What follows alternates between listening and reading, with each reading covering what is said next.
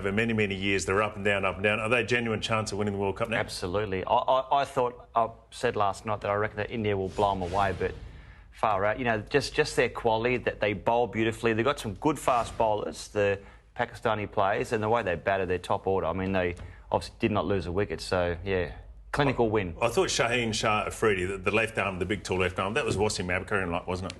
Yeah, he's aggressive up front. That's what you want. You want in your first 6 overs, you've got to look to take wickets. But it'd be interesting to see how they back up from this. Pakistan are traditionally an emotional team, whether they can come back up after the high of this match. I think they can because they've got a wonderful coach.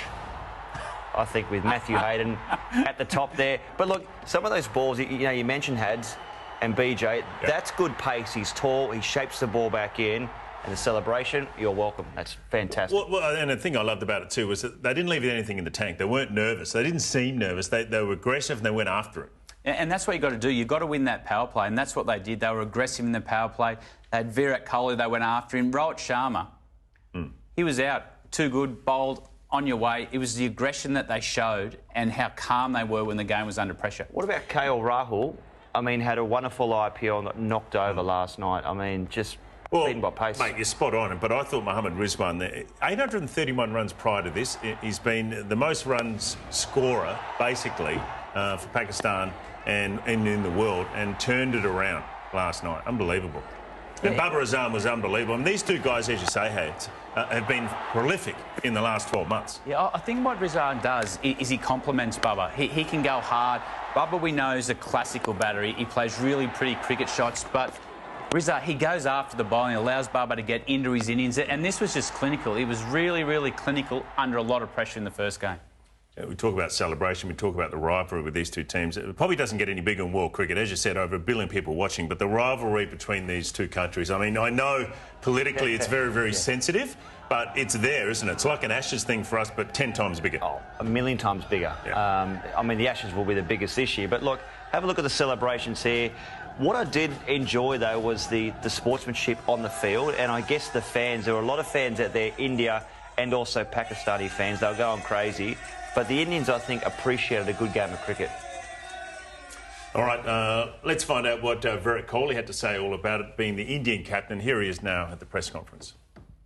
They definitely outplayed us. There is no doubt about that. You don't win by 10 wickets if you don't outplay the opposition. We did not even get any chances. I mean, they were very professional. And look, you definitely have to give them credit. We tried our best. We tried to create enough pressure on them, but they had the answers. And there is no shame in accepting that a team played better than you. And as I said, when you step onto the field as 11 players from either side, you have an equal opportunity to win the game. And there's no guarantees that you're going to go out there and win every match.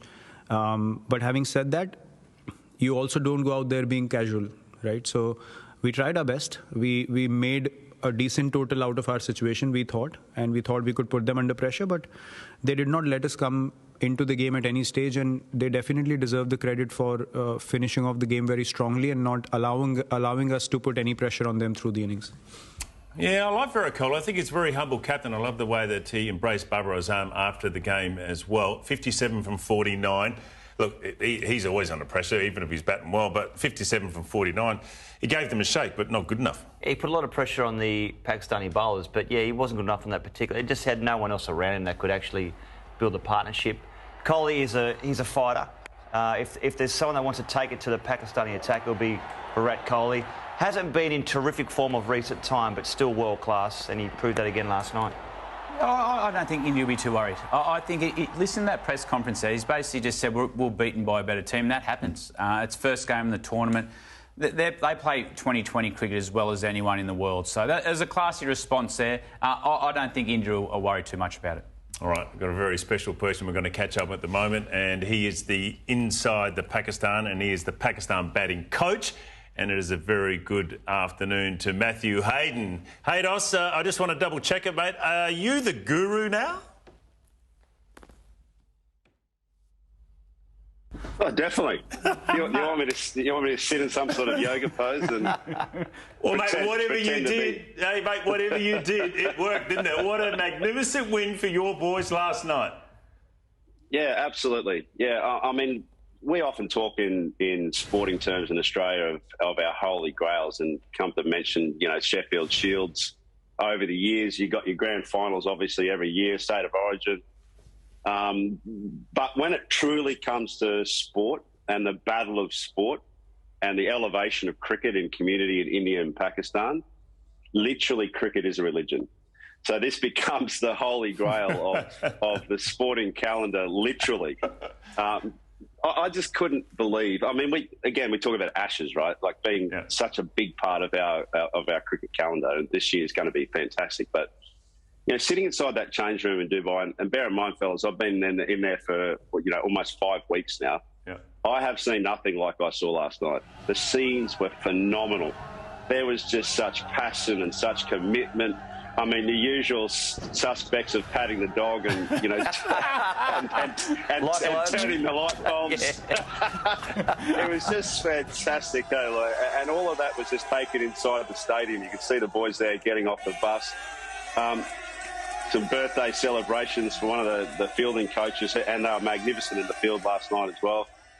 But I guess one of the things that those pictures don't show, there's a lot of euphoria and stardom outside the change room. Inside the change room, I've never seen a more disciplined and more humble approach to winning. I thought, as from an outsider's perspective, that there would be all of that stuff that you just saw that came inside the changing room, and it just wasn't the case.